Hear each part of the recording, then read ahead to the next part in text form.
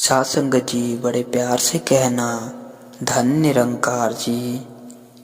सभी संत महापुरुषों, आप जी सभी संत महापुरुषों के पावन पवित्र चरणों में प्रेम भरा धन निरंकार जी।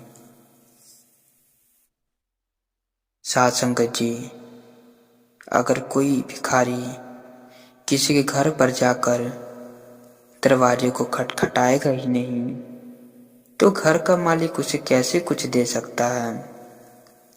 ठीक इसी प्रकार अगर हम भजन सिमरन ना करें और सतगुरु की दया मेहर पाने की उम्मीद लगाए रखें तो हम उनकी दया के लायक ही नहीं बन सकते। साध संगत जी, अगर हम वास्तव में सतगुरु की दया मेहर पाना चाहते हैं तो हमें हर रोज भजन सिमरन रूपी दरवाजा खटखटाना ही पड़ेगा और सेवा सिमरन सत्संग करना ही पड़ेगा। और साध संगत जी, इन शब्दों में भी कहा गया है कि मत छोड़ना गुरु का दामन वरना फिर ठोकर खाएगा। कोई नहीं होगा संगी साथी, अकेला फिर रह जाएगा। एक बार आकर के झुका तो ले सर गुरु के चरणों में, पलक झपकते तेरा मुकद्दर बदल जाएगा। साध संगत जी, अपने सतगुरु रूपी गुरु का साथ छोड़ देता है वह हर जगह ठोकर खाता रहता है। साध संगत जी, कोई उसका साथी नहीं होता, हमेशा अपने आप को अकेला ही पाता है। इसीलिए कहते हैं साध संगत जी, एक बार सतगुरु के चरणों में आकर गुरु को पा लिया तो परमात्मा का दर्शन पा लिया। साध संगत जी और बाबा हरदेव सिंह जी महाराज जी द्वारा दिया गया एक ही नारा है कि एक को जानो, एक को मानो, एक हो जाओ। साध संगत जी, एक को जानो, ईश्वर एक है।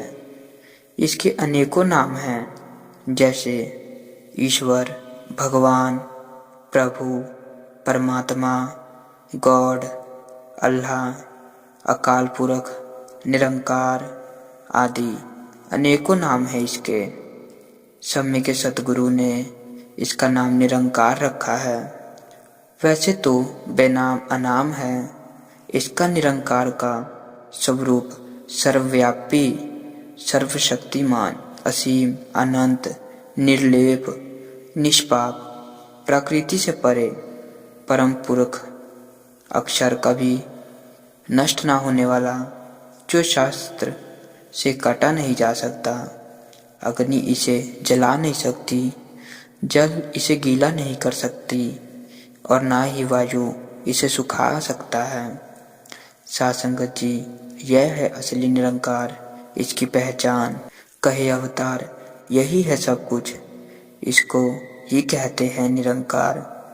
एक को मानो, निरंकार प्रभु के इन दैदीयमान गुणों की जानकारी अथवा परिचय मिलने के पश्चात इस पर विश्वास करना स्वाभाविक हो जाता है।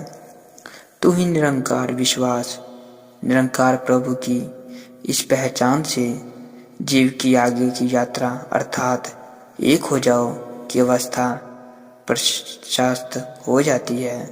एक हो जाओ, सतगुरु की अपार कृपा हुई, जन्मों जन्मों के भटकाव से परम पिता की जानकारी प्राप्त हुई, पहचान हो गई।